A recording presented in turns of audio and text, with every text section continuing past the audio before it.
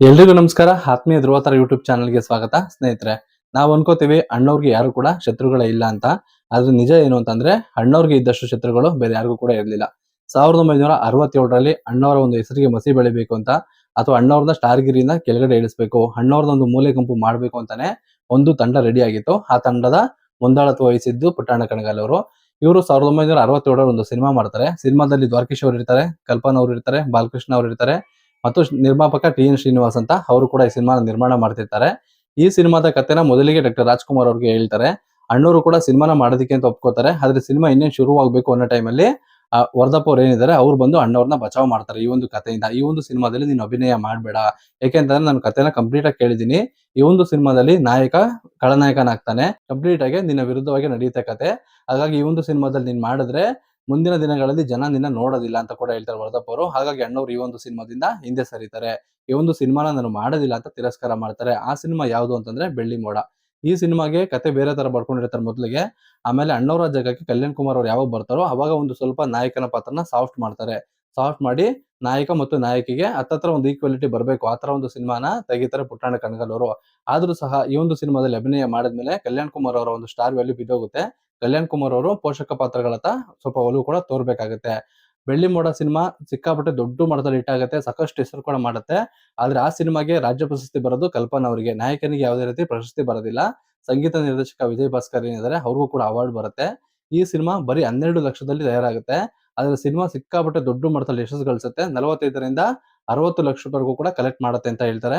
ಮತ್ತೆ ಇನ್ನೊಂದು, ಈ ಸಿನಿಮಾ ಪುಟ್ಟಣ್ಣ ಕಣಗಾಲ್ ಅವರ ಮೊದಲ ಸಿನಿಮಾ. ಪುಟ್ಟಣ್ಣ ಕಣಗಾಲ್ ಅವ್ರಿಗೆ ಅಣ್ಣವ್ರ ಮೇಲೆ ನಿಮ್ಗೆಲ್ಲ ಗೊತ್ತು ಸಾಕಷ್ಟು ಒಂದು ದ್ವೇಷ ಇತ್ತು. ಹಿಂದಿನ ಸತಿಶಕ್ತಿ ಸಿನಿಮಾದಿಂದ ಆಗಿರ್ಬೋದು, ಅಥವಾ ಬೇರೆ ಒಂದಷ್ಟು ಸಿನಿಮಾಗಳಿಂದ ಅವ್ರ ಮೇಲೆ ಕೋಪ ಇತ್ತು. ಅವರು ಸಹ ನಿರ್ದೇಶಕನಾಗಿ ಕೆಲಸ ಮಾಡ್ಬೇಕಾದ್ರೆ. ಆದ್ರೆ ಅವರು ಮೊದಲ ಬಾರಿಗೆ ನಿರ್ದೇಶನದ ಆಯ್ಕೆ ಮಾಡ್ಕೊಂಡಾಗ ಅಣ್ಣವ್ರ ಹತ್ರ ಹೋದ್ ಕತೆ ಹೇಳಿದಾಗ ಅಣ್ಣವ್ರು ಹೇಳ್ತಾರಂತೆ, ನಿಮ್ಮಂತ ನಿರ್ದೇಶಕರು ಬೇಕು, ನಮ್ಮ ನಡುವೆ ಏನೇನು ವೈಮನಸ್ಸಿದ್ರು ಕೂಡ ಅದು ಸಿನಿಮಾ ಮೇಲೆ ಪರಿಣಾಮ ಬೀಳ್ಬಾರ್ದು ಅಂತ. ಆದ್ರೆ ಪುಟ್ಟಣ್ಣ ಕಣಗಾಲ್ ಅವ್ರ ಉದ್ದೇಶ ಒಂದೇ ಇತ್ತು, ಹೇಗಾದ್ರೂ ಮಾಡಿ ಅಣ್ಣವ್ರನ್ನ ಕೆಳಗಡೆ ಇಳಿಸ್ಬೇಕು, ಅವ್ರನ್ನ ತುಳಿಬೇಕು ಅನ್ನೋ ಪ್ರಯತ್ನ ಪುಟ್ಟಣ್ಣ ಕಣಗಾಲ್ ಅವರು ನಿರಂತರವಾಗಿ ಮಾಡ್ಕೊ ಬಂದ್ರು. ಆದ್ರೆ ಅವ್ರು ಅದರಲ್ಲಿ ಯಶಸ್ಸು ಕೂಡ ಕಾಣಲಿಲ್ಲ. ಈ ಒಂದು ಸಿನಿಮಾದಲ್ಲೂ ಸಹ ಅದನ್ನ ಪ್ರಯತ್ನ ಪಟ್ರು. ಆದ್ರೆ ವರ್ಧಪ್ಪನವರಿಂದ ಆ ಒಂದು ಯಶಸ್ಸು ಕೂಡ ಅವರಿಗೆ ಸಿಗೋದಿಲ್ಲ. ಮತ್ತೆ ಇನ್ನೊಂದು ಹೇಳ್ಬೇಕು ಅಂತಂದ್ರೆ, ಪುಟ್ಟಣ್ಣ ಕಣಗಾಲ್ ಅವರು ಸಾಕಷ್ಟು ಕಡೆ ಹೇಳ್ಕೊಂಡಿದ್ದಾರೆ ಅವರ ಒಂದು ಆತ್ಮಲೋಕನ ಪುಸ್ತಕದಲ್ಲಿ. ಯಾವ ತರ ಅಂತಂದ್ರೆ, ಅಣ್ಣವ್ರಿಗೆ ಸಾಕಷ್ಟಿಂದ ನೋವು ಕೊಟ್ಕೊ ಬಂದೆ, ಅವ್ರಿಗೆ ಒಂದಾದ್ಮೇಲೆ ಒಂದು ಸಿಕ್ಕಾಪಟ್ಟೆ ಅವಮಾನಗಳನ್ನ ಮಾಡ್ತಾ ಬಂದೆ. ಆದ್ರೆ ಅಣ್ಣವ್ರು ಕೊನೆಗಾಲದಲ್ಲಿ ನಾನು ಹಾಸ್ಪಿಟಲ್ ಅಲ್ಲಿ ಇರ್ಬೇಕಾದ್ರೆ ನಾನು ಬೆಳೆಸಿದಂತ ಆರತಿ ಕೂಡ ಬಂದು ನನ್ನ ನೋಡ್ಲಿಲ್ಲ, ಕಲ್ಪನಾ ಕೂಡ ಬಂದು ನನ್ನ ನೋಡ್ಲಿಲ್ಲ, ಇನ್ನು ಅಂಬರೀಷ್ ಅವರು ಕೂಡ ಬರ್ಲಿಲ್ಲ, ವಿಷ್ಣುವರ್ಧನ್ ಅವರು ಕೂಡ ನಾನೇ ನಾಗರಾವ್ ಅಂತ ಒಂದು ಸಿನಿಮಾ ಮಾಡಿದೆ, ಆದ್ರೂ ಸಹ ನಾನು ನೋಡೋದಕ್ಕೆ ಅವರು ಕಡೆಗಾಲದಲ್ಲಿ ಬರ್ಲಿಲ್ಲ. ಬಂದಿದ್ದು ಅಣ್ಣವ್ರು ಮಾತ್ರನೇ. ನಾನು ಹಾಸ್ಪಿಟಲ್ ಅಲ್ಲಿ ಇರ್ಬೇಕಾದ್ರೆ ಪ್ರತಿ ಸರಿ ಬಂದು ಅಣ್ಣವ್ರು ನನ್ನ ಭೇಟಿಯಾಗಿ ಅವ್ರಿಗೆ ನನಗೆ ಧೈರ್ಯ ತುಂಬ್ತಾ ಇದ್ರು. ಹಾಗಾಗಿ ನಾನು ಹೇಳ್ತಾ ಇದ್ದೆ, ಇಲ್ಲಿಂದ ನಾನು ಎದ್ದು ಏನಾದ್ರು ಬಂದ್ರೆ ಹೊರಗಡೆಗೆ ನಿಮ್ಮನ್ನ ಹಾಕೊಂಡು ಇಡೀ ಭಾರತ ನೋಡೋಂತ ಒಂದು ಸಿನಿಮಾ ಮಾಡ್ತೀನಿ ಅಂತ ಅಂದ್ಬಿಟ್ಟು. ಆದ್ರೆ ಅದಾಗುತ್ತೋ ಇಲ್ಲೋ ಗೊತ್ತಿಲ್ಲ ಅಂತ ಕೂಡ ಅಣ್ಣವ್ರು ಕೇಳಿದ್ದೆ. ಆದ್ರೆ ಅಣ್ಣವ್ರು ನೀವು ಹುಷಾರಾಗಿ ಬನ್ನಿ ಜಮಾಯಿಸೋಣ ಅಂತ ಕೂಡ ಹೇಳಿದ್ರು.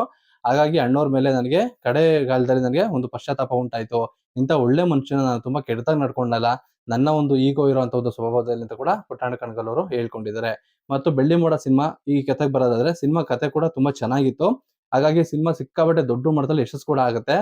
1967ರಲ್ಲಿ ಬಂದಂತ ಬೆಳ್ಳಿ ಮೋಡ ಸಿನಿಮಾ ಒಂದು ಕಾದಂಬರಿ ಆಧಾರಿತ ಸಿನಿಮಾ ಆಗಿರುತ್ತೆ. ತ್ರಿವೇಣಿಯವರ ಅದೇ ಹೆಸರಿನ, ಅಂದ್ರೆ ಬೆಳ್ಳಿ ಮೋಡ ಅಂತ ಒಂದು ಹೆಸರಿರುತ್ತೆ ಕಥೆಗೆ. ಆ ಒಂದು ಕಥೆನೆ ಪುಟ್ಟಣ್ಣ ಕಣಗಾಲ್ ಅವರು ಸಿನಿಮಾ ಮಾಡ್ತಾರೆ. ಪುಟ್ಟಣ್ಣ ಕಣಗಾಲ್ ಅವರು ತುಂಬಾ ಸಿನಿಮಾಗಳನ್ನ ಹೀರೋಯಿನ್ ಓರಿಯೆಂಟೆಡ್ ಆಗಿ ಸಿನಿಮಾಗಳನ್ನ ಮಾಡಿದ್ದಾರೆ. ಅದ್ರಲ್ಲಿ ಸಾಕಷ್ಟು ಜನ ನಾಯಕರುಗಳನ್ನ ತುಳಿದಿದ್ದಾರೆ. ಅದ್ರಲ್ಲಿ ಮೊದಲಿಗೆ ಅಂತಂದ್ರೆ ಕಲ್ಯಾಣ್ ಕುಮಾರ್ ಅವರು, ಮತ್ತೆ ರಾಜೇಶ್ ಅವರು ಮತ್ತು ಗಂಗಾಧರ್ ಅವರು, ಈ ನಾಯಕರುಗಳೆಲ್ಲ ಪುಟ್ಟಣ್ಣ ಕಣಗಾಲ್ ಅವರ ಸಿನಿಮಾಗಳಲ್ಲಿ ಅಭಿನಯ ಮಾಡಿ ಎಲ್ಲ ಕೂಡ ಮೂಲೆ ಗುಂಪಾದಂತವ್ರೇನೆ.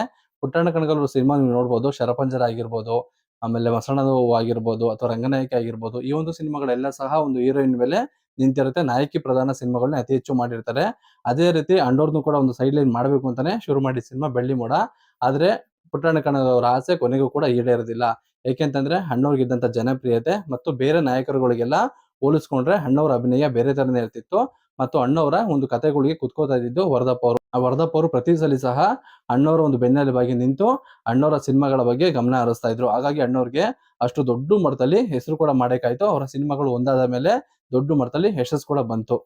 ಬೆಳ್ಳಿ ಮೋಡ ಸಿನಿಮಾ 1967ರಲ್ಲಿ ದೊಡ್ಡ ಮಟ್ಟದಲ್ಲಿ ಯಶಸ್ಸು ಕಾಣಿಸುತ್ತೆ. ಸಿನಿಮಾದ ಕಥೆ ಯಾವ ತರ ಇತ್ತು ಅಂತಂದ್ರೆ, ಸ್ಕಾಲರ್‌ಶಿಪ್‌ಗೋಸ್ಕರ ಒಂದು ಬೆಳ್ಳಿ ಮೋಡ ಅನ್ನೋ ಒಂದು ಎಸ್ಟೇಟ್‌ಗೆ ಕೂಡ ಬರ್ತಾನೆ ನಾಯಕ. ಅಲ್ಲಿ ವಿದ್ಯಾಭ್ಯಾಸಕ್ಕೋಸ್ಕರ ಸಹಾಯ ಕೇಳ್ಕೊಂಡ್ ಬಂದಾಗ, ಅಲ್ಲಿ ನಾಯಕಿ ಇಂದಿರಾ ಅವರ ತಂದೆ ತಾಯಿ ಏನ್ ಮಾಡ್ತಾರೆ, ಮನೆ ಅಳಿಯನಾಗಿ ಮಾಡ್ಕೊಡೋಣ, ಯಾಕಂದ್ರೆ ಒಳ್ಳೆ ಸ್ವಭಾವ ಒಳ್ಳೆ ಗುಣ ಇರುವಂತ ವ್ಯಕ್ತಿ ಅಂತ ಅನ್ಬಿಟ್ಟು ಇಟ್ಕೋತಾರೆ. ಆಮೇಲೆ ನಾಯಕ ಅಮೆರಿಕಕ್ಕೆ ಹೋಗ್ತಾನೆ. ನಾಯಕ ಏನಂತ ಪ್ಲಾನ್ ಮಾಡ್ಕೊಂಡಿರ್ತಾನೆ ಅಂದ್ರೆ, ಒಬ್ಳೆ ಮಗಳು ಅವಳನ್ನ ಮದುವೆ ಮಾಡ್ಕೊಂಡ್ರೆ ಆಸ್ತಿ ಎಲ್ಲ ನಂದಾಗುತ್ತೆ ಅನ್ನೋ ಉದ್ದೇಶದಲ್ಲಿ ಅವ್ನು ಬಂದಿರ್ತಾನೆ. ಕೊನೆಗೆ ಅವನು ಅಮೆರಿಕೆಯಿಂದ ಬರ್ಬೇಕಾದ್ರೆ ನಾಯಕಿಯ ತಂದೆ ತಾಯಿಗೆ ಒಂದು ಗಂಡು ಮಗು ಜನನ ಆಗುತ್ತೆ. ಅದರಿಂದ ಕೋಪಗೊಂಡ ನಾಯಕಿ ಮೇಲೆ ಕೂಗಾಡ್ತಾನೆ ಮತ್ತು ಅಲ್ಲೇ ಕಾಲ್ ಜಾರಿ ಬೀಳ್ತಾನೆ. ಅದಾದ್ಮೇಲೆ ನಾಯಕಿ ಅವನ್ನ ತುಂಬಾ ಚೆನ್ನಾಗಿ ನೋಡ್ಕೊತಾಳೆ. ಅವನು ಹತ್ತತ್ರ ರೆಡಿ ಆಗೋವರೆಗೂ ಕೂಡ.